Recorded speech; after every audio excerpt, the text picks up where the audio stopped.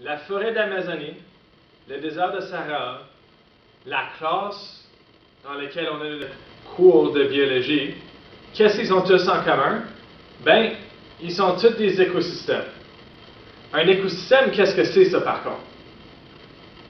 Essentiellement, c'est un ensemble d'interactions entre des organismes comme des animaux, des plantes, des bactéries et l'environnement, donc où il vit. Un exemple de ceci, c'est l'Amazonie. Tu as un jaguar.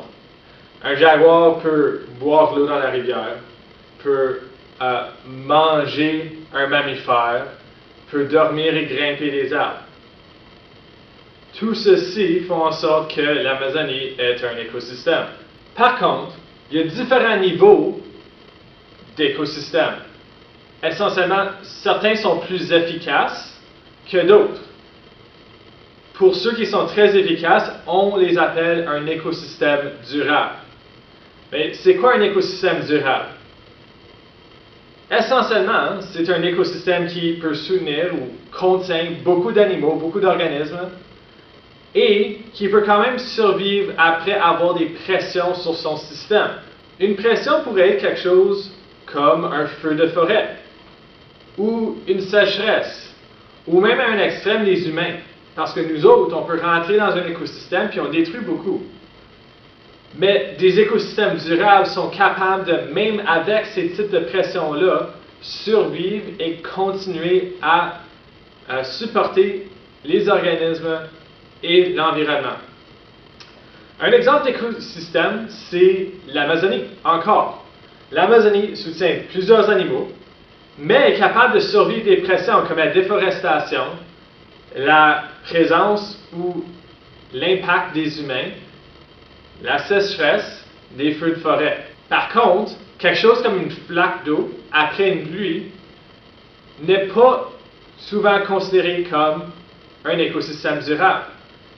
Quand la flaque d'eau est là, c'est un écosystème parce qu'elle contient des bactéries et des organismes qui peuvent survivre. Par contre, après un certain temps ou exposé au soleil, la flaque d'eau va évaporer et donc ne va plus être là.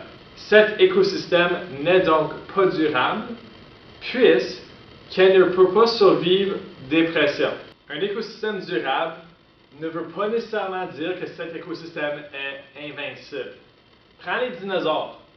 Les dinosaures ont vécu il y a des millions d'années sur la Terre, mais ils ne sont plus ici. Qu'est-ce qui a fait en sorte qu'ils ont disparu? Bien, la meilleure théorie de nos jours, c'est qu'un astéroïde a frappé la Terre et ceci a causé des changements climatiques qui ont mis de la pression sur tous les écosystèmes de ce temps-là.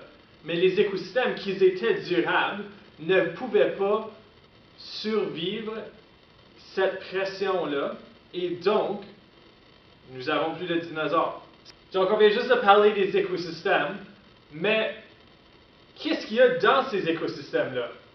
Bien, en général et en principe, il y a deux grosses catégories. Il y a ce qu'on appelle des facteurs biotiques et des facteurs abiotiques. C'est quoi un facteur biotique? Bien, un facteur biotique, c'est tout ce qui est organique, tous les organismes et leurs interactions dans un écosystème. Prends encore la forêt d'Amazonie. Quels facteurs organiques est-ce qu'on pourrait retrouver là? Bien, on a des arbres, on a des plantes et plusieurs différentes espèces des deux. On a des animaux comme les jaguars et les interactions que ces personnes et ces organismes peuvent apporter. Donc, un jaguar pourrait manger un autre mammifère. La prédation, c'est un type d'interaction. Nous autres, nous allons voir les interactions entre les organismes plus tard dans cette unité. Qu'est-ce qu'on peut dire pour un facteur abiotique? Si un facteur biotique, c'est tout ce qui est organique, donc les organismes d'un écosystème, les facteurs abiotiques, c'est tout ce qui est inorganique. Un exemple de ceci, c'est l'eau. L'eau est le facteur abiotique le plus important en biologie. Dans tous les écosystèmes, il faut avoir de l'eau, surtout si l'écosystème doit être durable. Pour la durabilité, donc les moyens auxquels un écosystème peut rester durable, l'eau est un gros facteur. Si une sécheresse et une perte d'eau, l'écosystème devient de moins en moins durable. Si la source d'eau est empoisonnée, là, l'écosystème encore devient de moins en moins durable. Un autre facteur abiotique est l'oxygène. Mais qu'est-ce que l'oxygène apporte à des écosystèmes? Mais la majorité des organismes vivants ont besoin d'utiliser l'oxygène pour survivre. Et c'est vraiment quand il y a une perte d'oxygène ou un manque d'oxygène qu'un écosystème devient de moins en moins durable. Un autre facteur abiotique est la lumière.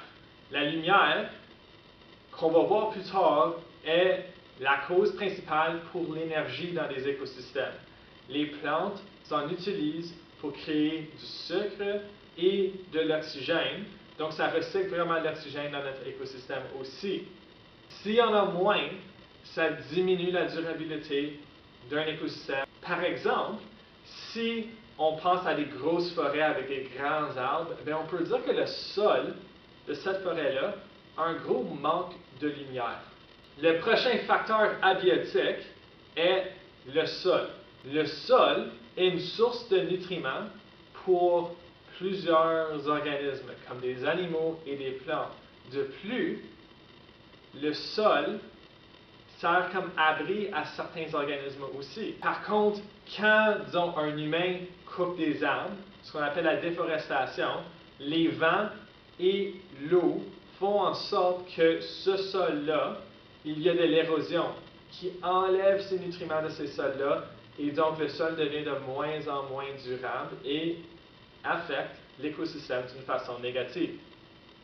Dernièrement, il y a le facteur abiotique des nutriments. Donc, c'est quoi un nutriment? Bien, on en a vu un déjà, c'est l'eau.